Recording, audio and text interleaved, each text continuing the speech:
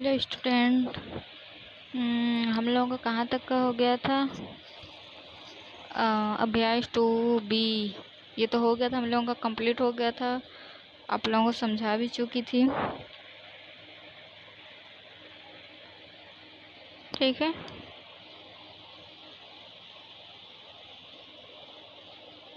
I think हो गया था हम लोगों का, कि नहीं हुआ था?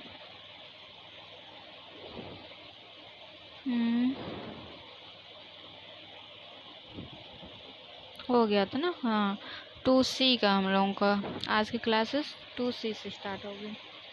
तो देखते हैं, देखें 2C क्वेश्चन नंबर 1 में क्या दिया हुआ है।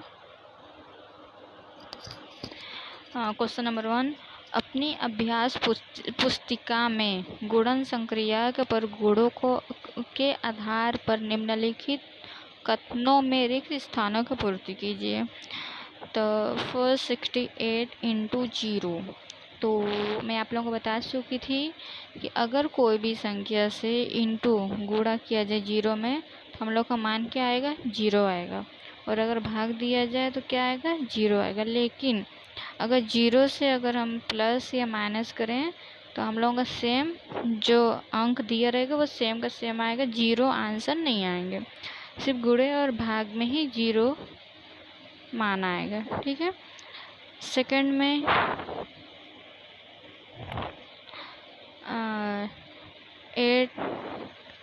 8976 इंटू 5432, तो ये मैं आप लोगों को बता चुकी थी कि जैसे प्लस का सॉल्व किए थे a plus b plus a, तो वैसे ही सेम टू सेम इसको भी करेंगे।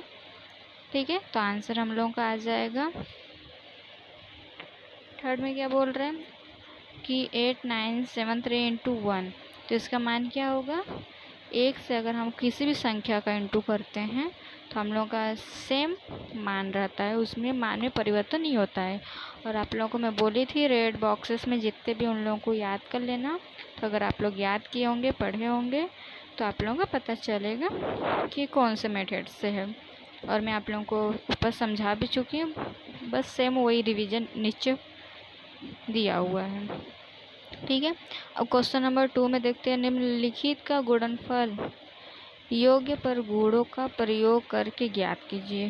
क्या करना है? गुणनफल योग परगुणों का प्रयोग करके। तो इसको मैं आप लोगों को नोट्स में समझा देती हूँ, आप लोगों को ज़्यादा समझ में आएगा। देखते हैं।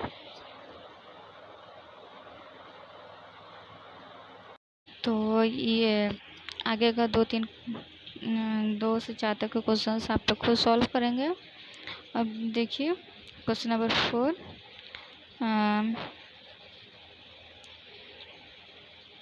क्वेश्चन नहीं है, एग्जाम्पल है। देखिए, पूरी संख्याओं में भाग की संक्रिया मतलब भाग का प्रोसेस। तो इसमें दिया हुआ है भाग संक्रिया गुणन संक्रिया को विलोम होती है। देखें, मतलब कि कोई भी चीज़ से अगर हम इंटू करेंगे तो वो हम लोगों का क्या होता है? डबल। उसके मतलब इंटू करने से डबल चीज़ प्राप्त होता है, मतलब मिलता है। और भाग करने पर क्या होता है? वो चीज़ कम होती है, मतलब बढ़ती नहीं है। इंटू करने में वो चीज़ बढ़ती है, मतलब हमारे अंक बढ़ते हैं। और भाग करने पर हमारे अंक क्या होते हैं? कम होते हैं, आधे हो जाते हैं उसके। ठीक है। जैसे दिए हुए 4 इंटू 5 करेंगे तो कितना आएगा? 20। लेकिन 20 का भाग 4 से देंगे तो 5 आएगा, और 5 से देंगे तो कितना आएगा? 4 आएगा। ठीक है। नीचे देखे दिए हुए भाग की संक्रिया से सवर्म पर गुण का परीक्षण। तो 24 को 6 से भाग दें, 17 को 4 से, 7 से 8, 0 से 5, 9 से 9 को। ठीक है। प्रत्येक जोड़े की प्रथम संख्या से दूसरी संख्या भाग दीजिए। तो ये आप लोग खुद करेंगे। अब आगे अगर इसमें अगर आप लोगों को डाउट रहेगा कोई भी चीज़, तो आप लोग कमेंट करके पूछ सकते हैं। ठीक है। अब आगे देखें, बोल रहे शून्य से पूरी संख्याओं में भाग देने पर। तो मैं आप लोगों को बता चुकी थी, भाग या इंटू करने पर हम लोगों को क्या होता है? प्राप्त 0 होता है। लेकिन अगर माइनस या फिर प्लस करेंगे तो हम लोगों को 0 प्राप्त नहीं होगा। जो अंक है, जो संख्या है, वही हमें प्राप्त होगी। नीचे देखें थर्ड नंबर में क्या बोल रहा है, पूरी संख्याओं में एक से भाग देने पर। तो एक से अगर भाग देंगे तो अगर 2 इंटू 1 से भाग देंगे तो 2 आएगा, 3 इंटू 1 से भाग देंगे तो 3 आएगा। मैं आप लोगों को ऊपर में भी बता चुकी हूँ कि अगर 1 से किसी भी चीज़ को मल्टीप्लाई या कुछ भी करें तो हम लोग का सेम जो अंक रहता है वो सेम आते हैं, उस मान में परिवर्तन नहीं होता है। अब देखें शून्य में शून्यतः पूरी संख्या से भाग देने पर तो 0 आएगा, ये भी मैं आप लोगों को बता चुकी हूँ। 2 से 2 भाग देने पर 1, 3 से 3, ये भी आप लोगों को पता ही है। ठीक है, अब देखें यहाँ पास दिया हुआ है अभ्यास 2D का। इसमें क्या दिया हुआ है देखिएगा ज़रा, बुक्स में आप लोग देखिएगा, इसको भी जूम कर दी हूँ, आप लोग देखिएगा। एक संख्या रेखा है जो 0 से स्टार्ट है, कितना तक का, 12 तक का।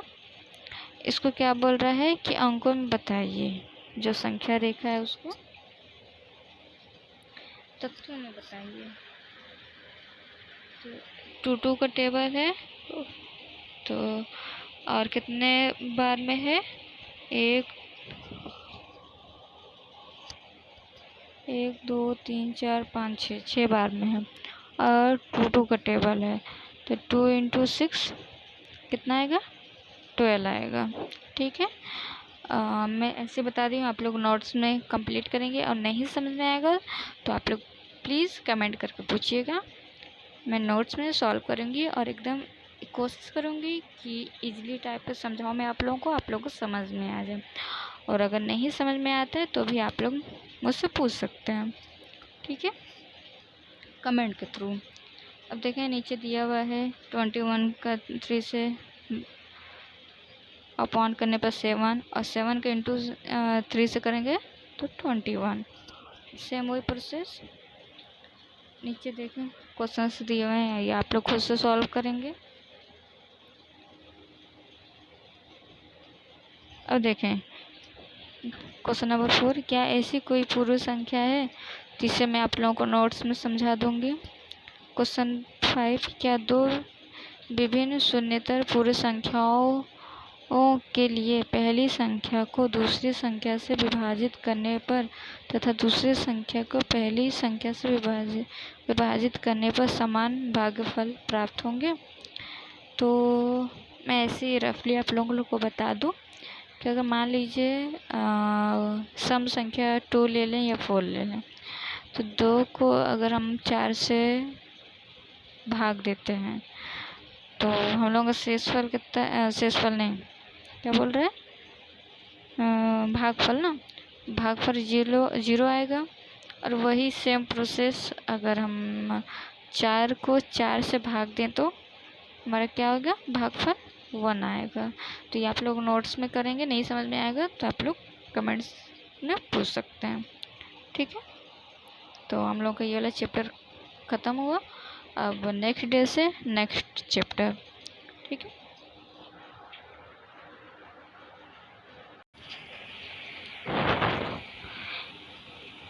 अभ्यास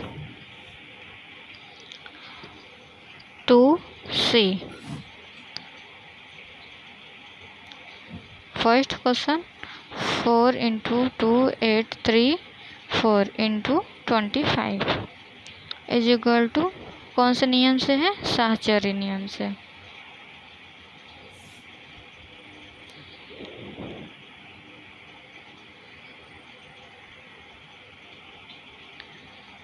is equal to 2 8 3 4 into 4 bracket 1 into 25। ये कौन सा नियम हो गया, क्रम विनिमय, मतलब क्रम बदलने पर भी मान क्या होता है हम लोगों का, सेम आते हैं।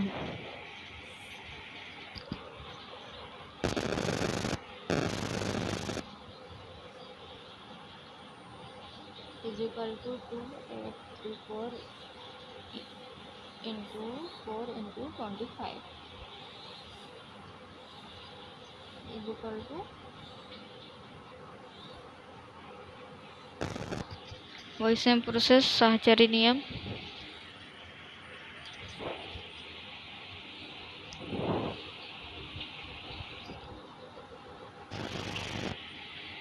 इंटू करेंगे तो 100, फिर 2834 में इंटू कर देंगे तो इज इक्वल टू 100 का 4 में इंटू करेंगे तो 400, फिर 100 का 3 में इंटू करेंगे तो 3, फिर 100 का 8 में इंटू करेंगे तो 8, फिर 100 का 2 में इंटू करेंगे तो 2। तो ये हम लोग का आंसर होगा 283400। ये क्या है हम लोग का आंसर है। ठीक है, अब इसी का second question 5 × 658 × 80 is equal to, वही सेम प्रोसेस साहचर्य नियम लगाएंगे। 658 × 5 ब्रैकेट 1 फिर इंटू 80 क्रम विनिमय नियम इज इक्वल टू 658 × 5 × 80, फिर वही साहचर्य नियम, फिर 80 को 5 को 80 में इंटू करेंगे तो हम लोग का आएगा 400, और फिर 658 में इंटू कर देंगे तो इज इक्वल टू, इन दोनों से इंटू करने पर 263200। ये हम लोग का आंसर आ गया। थर्ड का 25 × 4837 × 40 सेम प्रोसेस, वही साहचर्य नियम।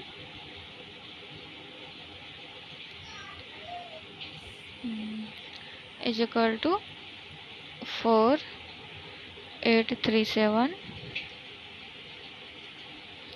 × 25 × 40 सेम प्रोसेस क्रम विनिमय नियम। 4837 × 25 × 40 करेंगे। 4837 × 25 को 40 में इंटू करेंगे तो आएगा हम लोग का 1000, और 1000 में इंटू करेंगे तो 483700। ठीक है, ये क्या है हम लोगों का आंसर है। अब तीसरा क्वेश्चन का देखते हैं। वितरण प्रगुण का प्रयोग करके निम्न में से प्रत्येक का गुणनफल क्या करना है, गुणनफल ज्ञात करना है।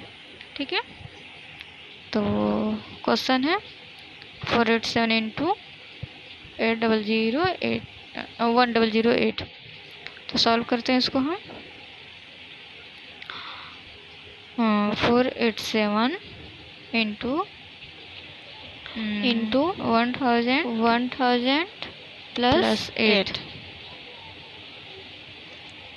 ठीक है, is equal to 487 into 1000 plus 487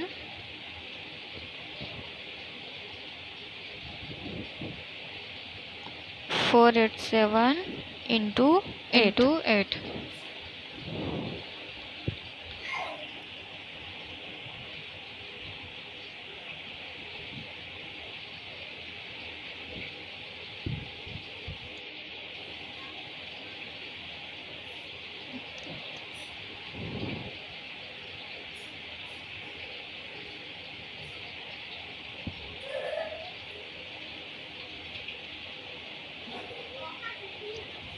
ये हम लोग का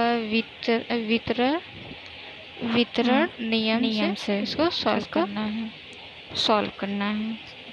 नीचे इंटू करेंगे 1000 487 इंटू 1000 प्लस 487 इंटू 8। अब सॉल्व करते हैं 487 और 1000 प्लस 487 इंटू 8 करेंगे तो 3896। अब इन दोनों को प्लस करेंगे तो आंसर आएगा हम लोगों का